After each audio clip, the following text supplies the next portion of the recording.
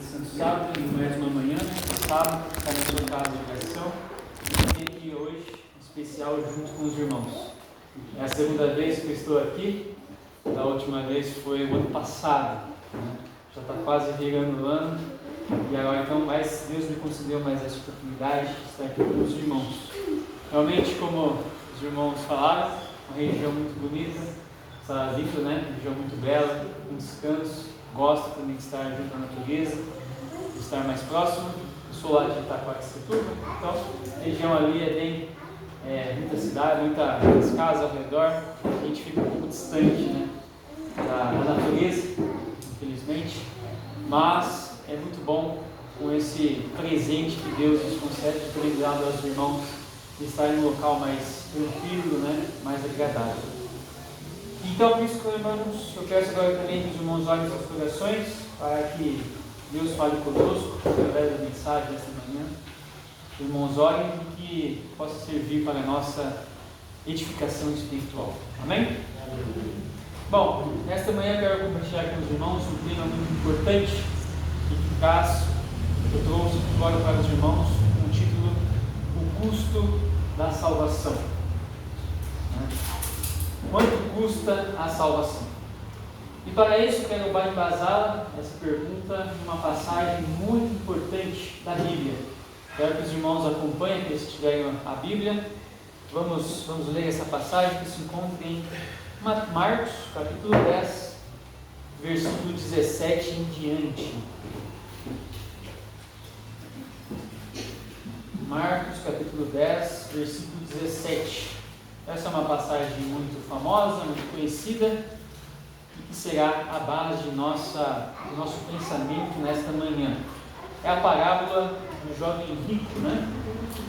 Eu vou começar a ler, os irmãos acompanhem em suas Bíblias. Quando Jesus saiu, correu para ele um homem que se ajoelhou diante dele e lhe perguntou: Bom mestre, o que farei para herdar a vida eterna? Jesus então perguntou: Por que me chamas bom? Ninguém é bom senão um, que é Deus. Conheces os mandamentos: Não matarás, não adulterarás, não furtarás, não dirás falso testemunho, a ninguém enganarás, honra teu pai e tua mãe. Ele, porém, lhe respondeu: Mestre, isso tenho guardado desde a minha juventude. Olhando para ele, Jesus o amou e disse-lhe: Uma coisa te falta, vai e vende tudo o que tens, e dá aos pobres, e terás um tesouro no céu, depois vem e segue-me. Bom, irmãos, quero parar por aqui. Essa é uma passagem, como disse para os irmãos, muito conhecida, curta, né, uma mensagem, um momento ali, mas que tem grande valia para nós. Naquele momento, Jesus estava ali passando, estava com os discípulos, e agora vem um jovem, se prostra diante de Jesus, de joelhos, e faz ali uma pergunta. Agora cabe uma reflexão para nós, Se nós estivéssemos naquele momento, se nós estivéssemos vivendo naquele momento que Jesus esteve aqui na terra, e se nós ouvíssemos falar de Jesus, será que nós gostaríamos de estar perto de Jesus? Será que nós gostaríamos de estar ali para que Ele pudesse curar uma enfermidade, às vezes, que eu poderia ter? Será que eu gostaria de estar ali próximo para que Jesus pudesse resolver algum problema? Bom, aquele jovem, ele teve essa oportunidade. Jesus estava passando ali por ali, e aquele jovem não perdeu a oportunidade e foi ter com Jesus. E agora, então, ele faz uma pergunta, Senhor, o que devo, o que farei para herdar a vida eterna? Será que se eu estivesse naquele lugar, será que se o irmão ou a irmã estivesse naquele momento, qual pergunta você faria para Jesus? Bom, isso, quando eu estava lendo, quando eu já estava lendo essa passagem, isso me veio à mente um vídeo, um vídeo viral na internet nós podemos encontrar, de um homem entrevistando várias pessoas na rua. E ele perguntava assim, acredito que até os irmãos já devem ter visto, mas ele vinha com uma pergunta desta maneira: Olha, você gostaria de 5 milhões na conta ou passar 5 minutos com Deus? Uma pergunta tanto interessante, e que logo nós já pensamos, nem preciso continuar assistindo, porque todas as pessoas vão escolher o quê? 5 minutos com Jesus. Mas ao longo que você passa vendo o vídeo, o que geralmente as pessoas escolheriam? 5 milhões na conta. Às vezes as pessoas respondem assim, 5 minutos com Jesus não vai fazer diferença nenhuma na minha vida. 5 minutos com Jesus não vai trazer nenhum benefício para mim. Ele não vai resolver o meu problema. Agora, 5 milhões na conta, aí sim, resolve o problema. Bom, o jovem ele não fez, irmão, o jovem rico ele não fez uma pergunta banal, uma pergunta fora de contexto, uma pergunta sem importância, mas o jovem fez uma das perguntas mais importantes que o ser humano deveria ter feito. Porque essa pergunta, irmão, está atrelada unicamente e exclusivamente à nossa vida, à nossa existência. Em Eclesiastes 3:11, o rei Salomão diz que Deus fez tudo formoso no seu tempo e também pôs a eternidade no coração do homem. Por isso, irmãos, quando nós nos deparamos com o resultado do pecado, depois com a queda de nossos primeiros pais, nossos primeiros pais, Adão pecou, entrou o pecado no mundo, nós não conseguimos ainda nos deparar com a morte, porque Deus colocou em nosso coração o quê? A eternidade. Nós vemos a morte como algo antinatural, nós não gostamos, nós afastamos dela. Como foi mencionado aqui pela irmã, essa semana tivemos uma grande pregação no Rio de Janeiro, de várias vidas foram ceifadas, infelizmente. Não sabemos o motivo que levaram aquelas pessoas a tal, realmente no fundo, mas que realmente nós nos compadecemos dela, infelizmente. Nós não suportamos a ideia de que um dia tudo isso terá um fim, se nós olharmos para isso, Por isso que mesmo pessoas que não conhecem a Bíblia, mesmo as pessoas que não são evangélicas, não são religiosas, não frequentam a igreja, elas já falaram, ou seja, da morte. Nós já conversamos com pessoas que falaram assim, olha, o que será que vem depois da morte, Será que realmente tudo isso aqui é o fim? Será que realmente tudo se acaba aqui neste mundo mesmo? Ou para onde vou quando tudo isso acabar? Porque nós, o ser humano, ele não aceita a morte, ele não aceita o seu fim. Por isso que a pergunta do jovem rico era tão importante. O que farei para herdar a vida eterna? Ou seja, aquele sentimento que logo anos depois rei Salomão vai dizer, ele sentia que isso aqui não era o fim, e ele estava certo.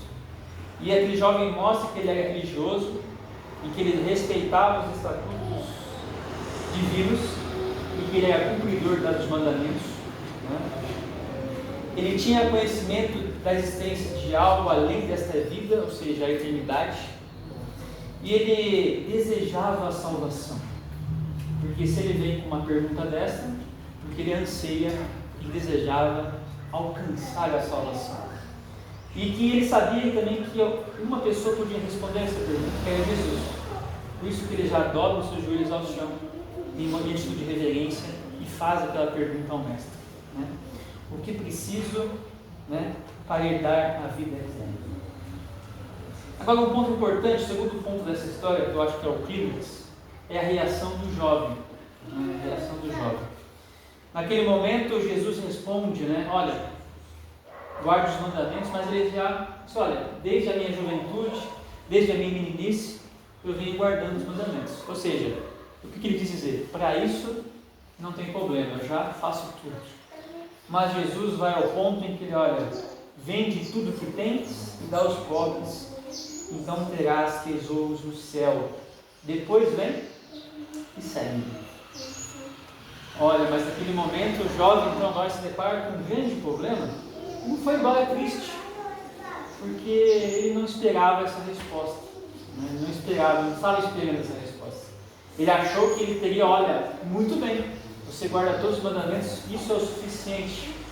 Você está garantido a sua salvação, você está com a vida certa, com a vida ganha, com a vida eterna está garantida para você. Mas ele foi embora triste, porque Jesus revelou o grande obstáculo daquele jovem, ou seja, o amor ao dinheiro e o amor aos seus bens. Ele queria o céu, mas ele não queria abrir mão do quê? Dos bens, né? Daquilo que afastava de Deus. Por isso, irmãos, ou seja, para aquele jovem, quanto custava a salvação? Né? Bom, para aquele jovem, que custava a sua salvação eram os seus bens. Né? Porque ele tinha apego, ele tinha amor, tudo aquilo que ele conquistou ao longo da sua vida. Nós devemos observar que o amor estava em Jesus? Não, estava nos bens, estava no dinheiro. Muito bem, agora trazendo uma reflexão atual para nós, né? Eu acredito que por acaso alguns dos irmãos aqui já ouviram a seguinte expressão: não preciso mudar porque Jesus me ama do jeito que sou. Alguns aqui dos irmãos já ouviram essa expressão? Quantos aqui já, né? Bom, vamos ver outra expressão aqui, olha. Deus ama a todos. Alguém já ouviu essa expressão? Também, né? Não é muito incomum. Deus me aceita como estou e não preciso mudar. Será que já alguns irmãos já ouviram essa expressão também? Muito bem. Irmãos, o grande problema que nós enfrentamos hoje, atualmente, deste século, é a superficialidade espiritual e o conformismo religioso. Uma pesquisa realizada em 2020 pelo Instituto Lifeway revela que 74% dos frequentadores semanais, né? 74% dos frequentadores semanais das igrejas evangélicas nunca ouviram uma mensagem clara sobre o chamado de Jesus para negar a si mesmo e tomar a sua cruz. Olha que importante esse dado. 74% nunca ouviram falar para negar a si mesmo. Importante disso é que, importante desse dado é que ele vai justamente contra o que está escrito na Bíblia. Ele vai justamente contra aquilo que a Bíblia nos mostra, que mais da metade das pessoas acredita que servir a Deus, crer em Cristo, é simplesmente ser uma boa pessoa. Um conceito superficial e desconectado da essência da fé. Em Mateus 16:24 diz que se alguém que quer vir após mim, o que ele deve fazer? Negue-se a si mesmo e tome a sua cruz. Ou seja, irmãos, a religiosidade ocidental do mundo hoje em dia, ela tem se tornado cada vez mais emocional e menos transformadora, infelizmente. Jovens associam-se à fé, entram na religião cristã simplesmente por sentir-se bem consigo mesmo, e não a um chamado de serviço, a um chamado de sacrifício, a um chamado de mudança de vida. No Brasil, o IBGE fez uma pesquisa também entre jovens de 16 a 24 anos de idade. Eles perceberam que o número de jovens que se declaravam sem religião crescem a cada vez mais, porque eles não sentem a necessidade de seguir uma religião. O que adianta eu seguir uma religião se é que a religião permite tudo, se é que a religião aceita tudo? Ou seja, nós podemos observar que Satanás trabalha nas duas frentes, nas duas classes. Ou seja, uma classe ele fala assim: olha, não precisa de religião, porque aquele povo que se diz cristão é tudo igual.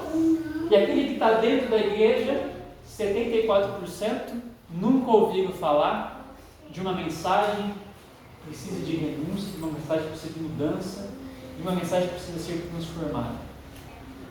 A Pena Inspirada diz no Grande Conflito, página 588 diz que a religião que agora prevalece é do tipo agradável às multidões. Pouco é exigido e os padrões são rebaixados para que se ajuste aos que professam o nome de Cristo. Ou seja, aqui a profetisa menciona claramente que muitos mantêm-se apenas o quê? Uma aparência religiosa. Porque não querem o quê? Não querem receber, não querem ouvir exigências da palavra de Deus. Não querem vir à igreja, sentar e ouvir algo que precisa ser mudado. Com isso, os líderes, sabendo o que fazem, baixam o nível e colocam o quê? Migalhas. Aquilo que o povo gosta de ouvir. Olha, quão belo, você consegue, você é tudo, você é o centro das atenções de Deus. Grande engano. Aqui a profetisa também nos fala no Testemunhos Seletos, volume 2, página 170, diz que foi-me mostrado o estado do povo remanescente de Deus, sua negligência quanto à luz, seu descuido em seguir os conselhos, são uma evidência de que poucos sabem o que creem. Olha só que interessante. Ellen White vê então o povo remanescente. Quem é o povo remanescente? Deus, nos últimos tempos, ou melhor, em todos os tempos, em toda a fase da época da vida do ser humano, ele teve um remanescente, ou seja, aquele grupo em que faz a vontade de Deus. Né? E nós somos o remanescente deste último tempo de vida da terra. Nós nos falamos que temos a maior luz, nós somos os depositários da maior luz. E como que ela vê este povo? Sua negligência quanto à luz, seu descuido em seguir os conselhos são uma evidência de que poucos sabem o que creem. E vi grande escuridão entre o povo de Deus. Muitos professam crer na verdade, mas não são santificados por ela. Olha só então qual é a condição que a profetisa fala no último momento, do último povo que reside sobre a terra. E não é qualquer povo, né? É o remanescente de Deus. Dentro desse povo também Satanás trabalha. Para quê? Para que as mensagens e também as palavras de importância venham cair em descrédito. Não damos a devida importância. Muitos professam que crer na verdade, mas na verdade estão longe dela. Estão no escuro, né? Nas trevas, ou seja, irmãos, ela expõe aqui que muitos estão dentro da igreja, mas não vivem aquilo que dizem crer. Mesmo tendo recebido luz, isso representa claramente um abandono progressivo, né, da verdade. Não com palavras, mas através de atos. O número de pessoas vai diminuindo cada vez mais, o amor para com o próximo também vem diminuindo, a falta de bondade, a falta de empatia vem cada vez mais, e assim vem se diminuindo mais, cada vez mais. Né? Ou seja, um relato claro do que estamos vivendo hoje, atualmente, no mundo religioso e também no mundo afora. Agora vem então uma aplicação para nós, eu quero dizer para os irmãos. Como eu estou me comportando frente à salvação que me foi dada? Ou seja, o que eu estou fazendo com o presente que Deus me deu, né? Presente que Jesus me deu, que é a graça, que é a salvação. O jovem rico, apesar de nós lermos, e foi um acontecimento há muitos anos atrás, essa passagem, se nós formos olhar, ela está mais viva do que nunca. Né? Porque, como foi mencionado, a pergunta que aquele jovem fez a Jesus é: o que farei para herdar a vida eterna? Nós temos uma promessa. Jesus virá outra vez para buscar os seus filhos. E essa promessa ainda se mantém. Nós estamos aqui reunidos, aguardando essa breve volta de Deus, essa promessa que Ele fez. E nós podemos observar que Jesus concede a todos a salvação, concede a todos o que? A vida eterna, né? Mas, infelizmente, o jovem rico aqui ele não é uma exceção, porque ele foi glória triste, né? O resultado da história é que ele foi glória triste, né? Na verdade, irmãos, ele é um espelho que revela a condição que eu posso estar dentro da igreja, dentro do remanescente de Deus.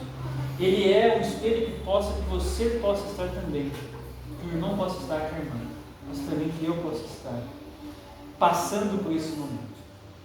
Lembremos de que todo ser humano ele anseia o quê? Pela salvação, pela vida eterna, né? Mas nem todos estão dispostos a deixar, assim como o jovem rico, a deixar tudo aquilo que separa de Deus, que separa, que cria aquele vínculo, que cria aquela separação de Deus. Para o jovem rico foi apego aos bens materiais, né? Foi aos bens materiais.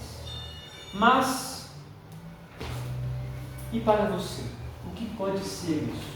O que pode ser? Por isso que o título dessa mensagem é Quanto custa a salvação, né? E essa é uma lição que nós devemos tirar a cada dia, né? Para o jovem o preço da salvação foi o dinheiro, foi os bens. Mas e para você? Pode ser qualquer outra coisa, eu não sei. E não me detém de saber. Cabe a cada um de nós, cada um fazer uma reflexão. O que está te impedindo de estar chegando mais próximo de Jesus? O que está me impedindo de estar mais próximo de Jesus, né? O chamado à renúncia permanece o mesmo.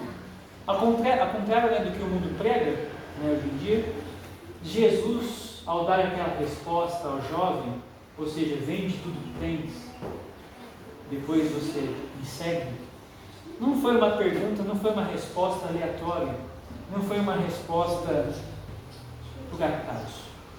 Nós podemos observar, vamos ver, Deuteronômio 6,5, aquele que encontrar, por gentileza, pode ler. Deuteronômio 6,5.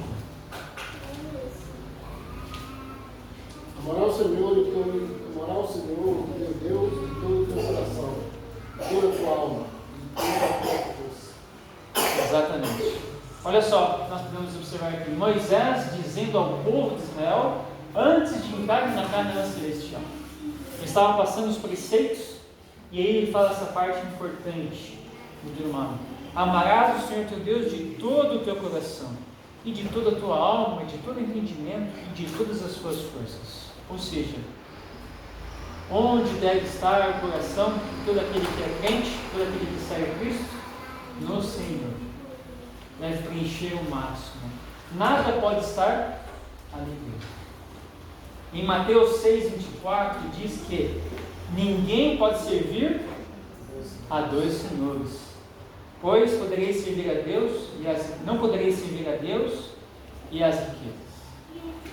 Ou seja, irmãos, o nosso coração ele só tem um único dono. Agora nós escolhemos de quem é, de quem ele pertence, né? Irmãos, com esses dois versos ele nos ensina que a salvação sempre irá confrontar os nossos ídolos. A verdade é essa.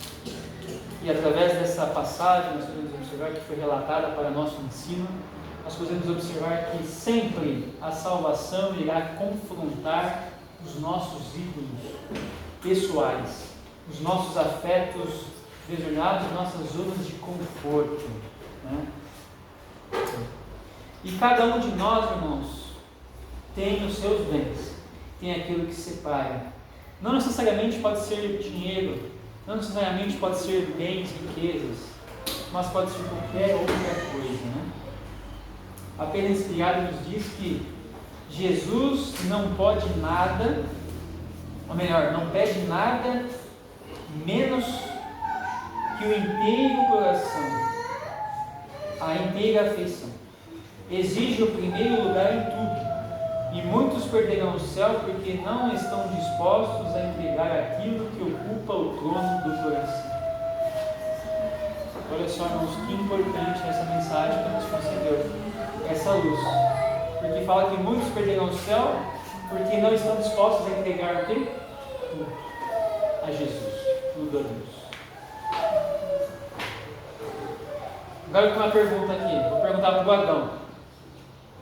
Adão, qual que é o maior presente que você já recebeu em toda a sua vida?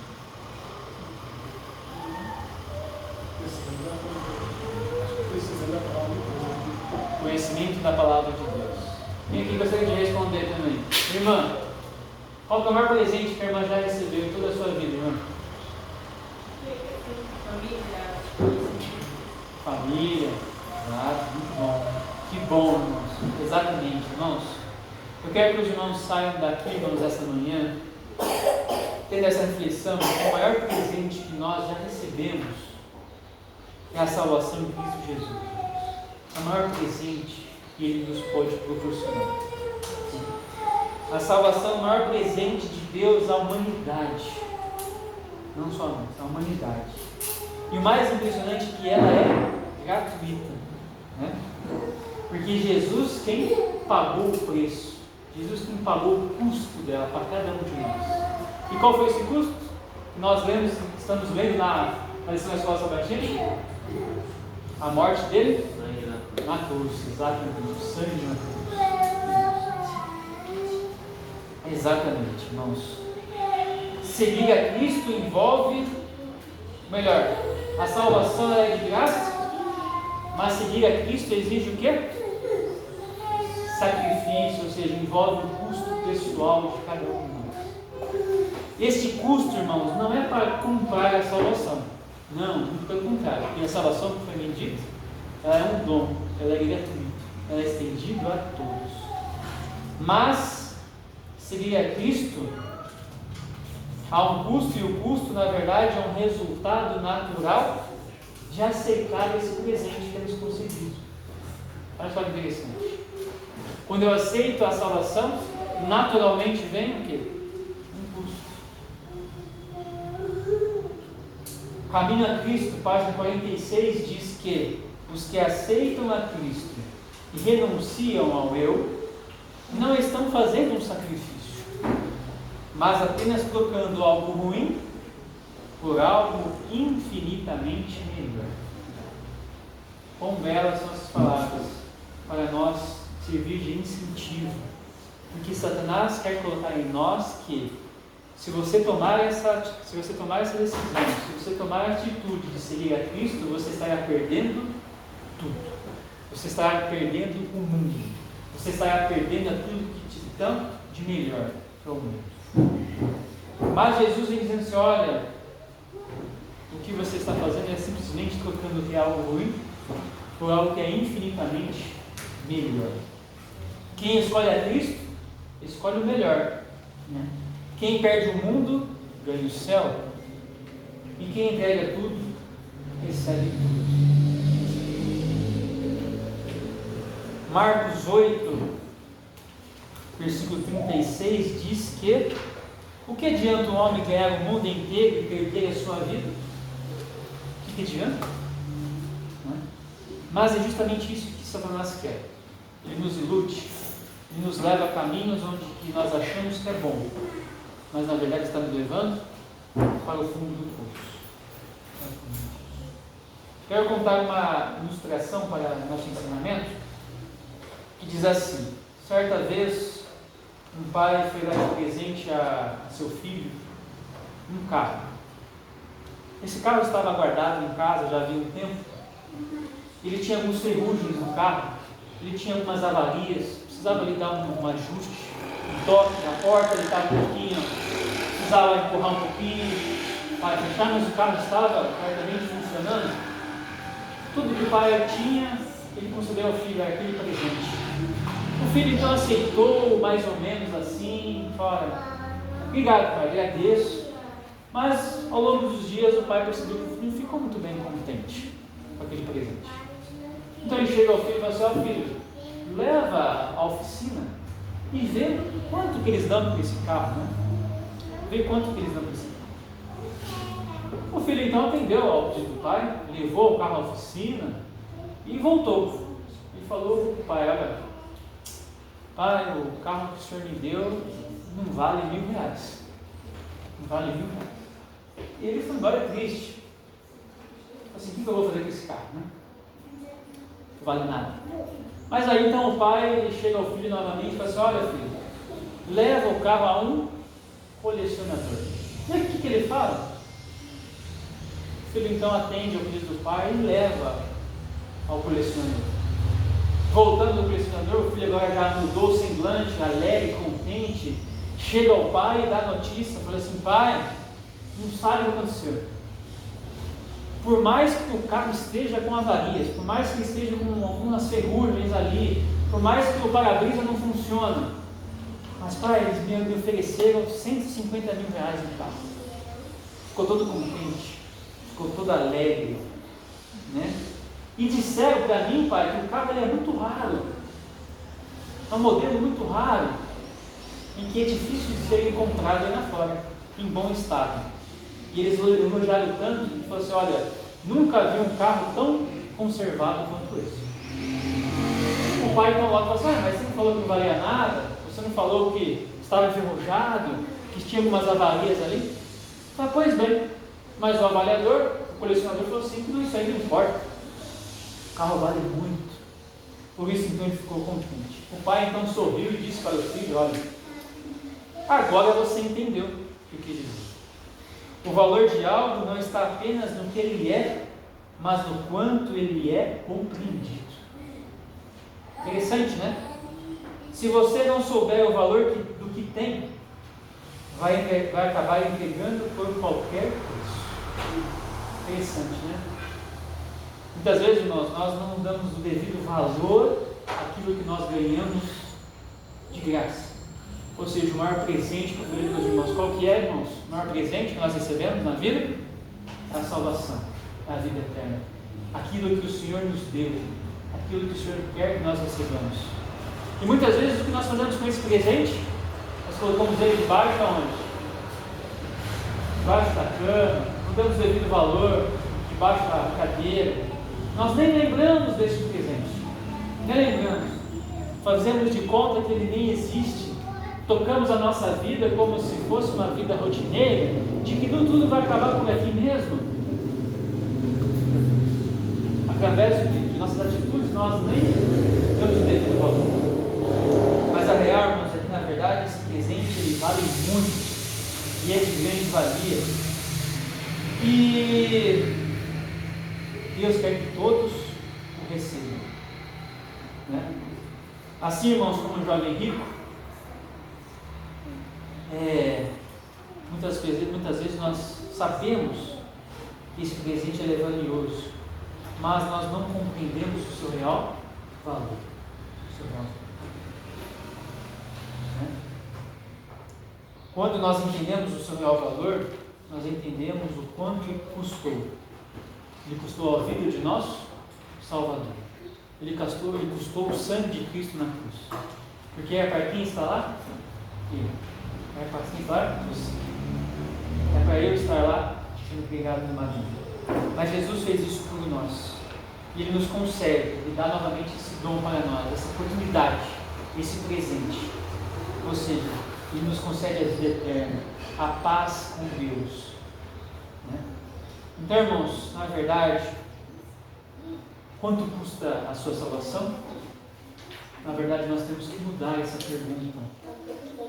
E agora nós devemos perguntar assim: como pude demorar tanto para entregar tudo a Deus? Porque Ele entregou tudo por mim. E quanto eu estou demorando para entregar tudo para Ele? Irmãos, esse é um apelo que eu quero fazer para os irmãos. Possamos sair daqui com esta mensagem em nossos corações e que possamos a cada dia termos a certeza da salvação. Possamos ter a cada dia que Deus está disposto a nos ajudar. Possamos estar dispostos a enfrentar toda tentação. E que nós podamos obter poder através de Deus para vencer. Que Deus possa nos ajudar a cada dia a vencermos nossos defeitos de caráter. Possamos renunciar ao eu a cada dia. Possamos estar alinhados. Estamos alinhados em conformidade com aquilo que a palavra de Deus nos diz. Possamos ter cada dia maior comunhão com Deus. E a Pentecoste diz que Enoque andou com Deus até os 65 anos. Mas aos 65 anos ele teve um filho. E aí fala que ele andou mais ainda com Deus por longos 300 anos. E andou tanto com Deus que Deus o tomou para si. E ele foi então levado para o céu sem ver a morte. Ou seja, não joguemos fora, irmão, tudo aquilo que Deus preparou para nós. Não joguemos fora aquilo que Deus nos dá a cada dia. Não fazemos pouco caso, mas que possamos entregar a Deus, entregar a Cristo, e não olharmos para o custo, mas sim para o valor do sacrifício que Jesus fez na cruz por nós. E assim nós teremos força para vencermos a todas as tentações sobre a nossa vida. Amém? Amém. Vamos então concluirmos o nosso culto desta manhã. Vamos louvar a Deus cantando o hino de número 374, tudo no altar.